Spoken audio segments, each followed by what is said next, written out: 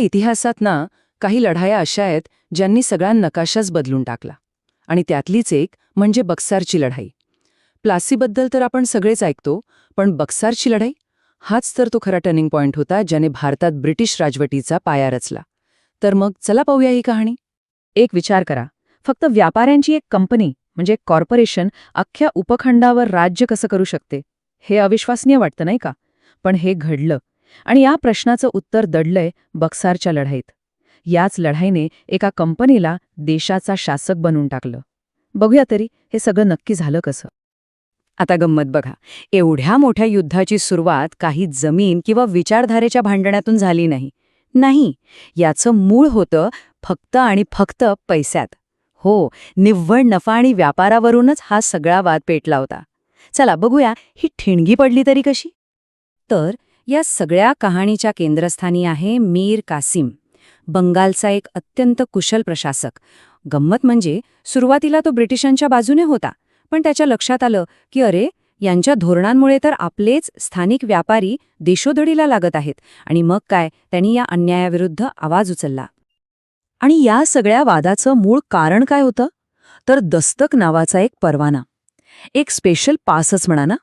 हा पास वापरून ब्रिटिश व्यापारी कसलाही टॅक्स म्हणजे कर भरत नव्हते. आता विचार करा, एका बाजूला ब्रिटिश आहेत जे कर देत नाहीत आणि दुसऱ्या बाजूला भारतीय व्यापारी आहेत ज्यांच्यावर करांचा बोझा आहे. स्पर्धा होणार कशी? ही तर सरळ सरळ आर्थिक मक्तेदारी होती. आता ह्यावर मीर कासिमने काय केलं? त्याने एक जबरदस्त धाडसी आणि तितकाच हुशारीचा डाव टाकला. तो ब्रिटिशांशी त्यांच्या सवलतीवरून भांडत बसला नाही. उलट त्याने तीच कर सवलत, तोच टॅक्स डिस्काउंट आपल्या भारतीय व्यापाऱ्यांनाही देऊन टाकला. म्हणजे काय, तर सगळ्यांसाठी नियम सारखे. आणि या एका निर्णयाने रातोरात ब्रिटिशांचा सगळा फायदाच संपवून टाकला. त्यांची मक्तेदारी एका झटक्यात संपली. आता हे बघून ब्रिटिशांच्या पायाखालची जमीनच सरकली. त्यांच्या नफ्याला थेट कात्री लागली होती. त्यांच्यासाठी व्यापारातली ही समानता म्हणजे त्यांच्या अधिकारांवर केलेला हल्ला होता. झालं, त्यांनी ठरवून टाकलं, आता या नवाबाला पदावरून हटवल्याशिवाय पर्याय नाही. आणि इथूनच युद्धाची तयारी सुरू झाली. आणि मग बघा, जो वाद फक्त व्यापारापुरता मर्यादित होता, तो आता थेट युद्धाच्या मैदानात येऊन पोचला. एका बाजूला होती भारतीय शासनांचे एकजूट आणि त्यांच्या विरोधात उभी होती एका परदेशी कंपनीची स्वतःची फौज, त्यांची प्रायव्हेट आर्मी. बक्सारच्या मैदानात आमनेसामने कोण होतं? तर एका बाजूला होती एक मोठी आघाडी, बंगालचा पदच्युत नवाब मीर कासिम, त्याच्यासोबत अवधचा नवाब शुजाउद्दौला. आणि एवढंच नाही, तर खुद्द दिल्लीचा मुघल सम्राट शाह आलमसुद्धा. आणि दुसऱ्या बाजूला होती मेजर हेक्टर मनरोच्या नेतृत्वातली ईस्ट इंडिया कंपनीची शिस्तबद्ध तयार फौज. पण झालं उलटंच. एवढी मोठी भारतीय आघाडी असूनही हा संघटित प्रयत्न फसला. ईस्ट इंडिया कंपनीच्या सैन्यानं निर्णायक विजय मिळवला. भारतीय आघाडीचा दारुण पराभव झाला. मीर कासिमला तिथून पळ काढावा लागला आणि खुद्द मुघल सम्राटाला ब्रिटिशांपुढे शरणागती पत्करावी लागली. आता युद्धाचा निकाल तर लागला, पण या पराभवाची किंमत फार मोठी होती. ब्रिटिशांनी आता विजयाला संपत्तीत बदलण्याचं काम सुरू केलं.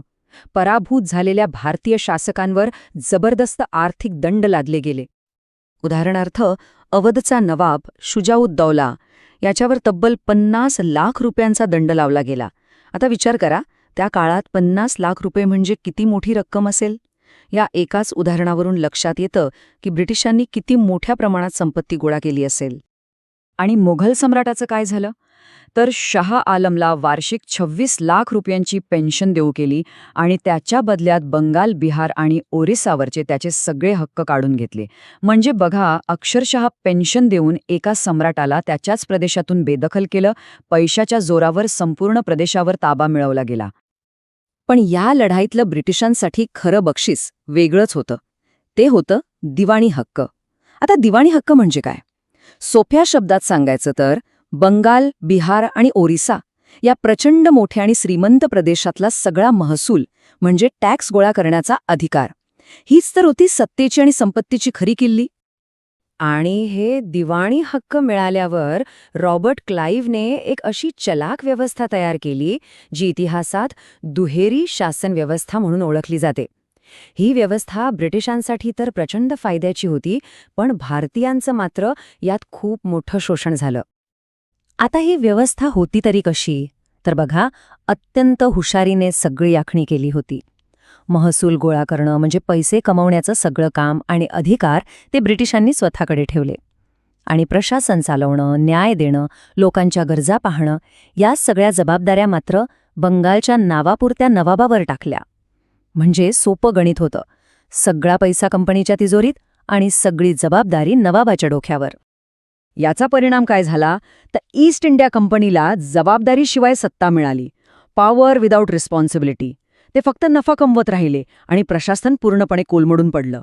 या विचित्र आणि शोषक व्यवस्थेमुळे बंगालच्या जनतेचे जे हाल झाले त्याला तोड नाही. तर बघा, सगळी साखळी कशी जुळते. एका छोट्या व्यापारी वादातून सुरुवात झाली. त्यातून झाली बक्सारची निर्णायक लढाई. लढाई जिंकल्यावर मिळाले दिवाणी हक्क म्हणजे आर्थिक सत्ता. आणि याच आर्थिक सत्तेच्या जोरावर राजकीय वर्चस्व प्रस्थापित झालं. अशा प्रकारे एका खाजगी कंपनीने बंगाल, बिहार आणि ओरिसावर आपलं राज्य सुरू केलं. भारताच्या इतिहासाला कलाटणी देणारा हाच तो क्षण होता. बक्सारची लढाई आपल्याला एक खूप मोठा आणि महत्त्वाचा प्रश्न विचारते. जेव्हा एखादी कॉर्पोरेशन म्हणजे एखादी व्यापारी कंपनी फक्त स्वतःच्या नफ्यासाठी देशाची सत्ता वापरायला लागते, तेव्हा काय होतं? त्याचे परिणाम किती भयंकर आणि दूरगामी असू शकतात हे या इतिहासातून स्पष्ट दिसतं. यावर विचार करणं आजही तितकंच महत्त्वाचं आहे.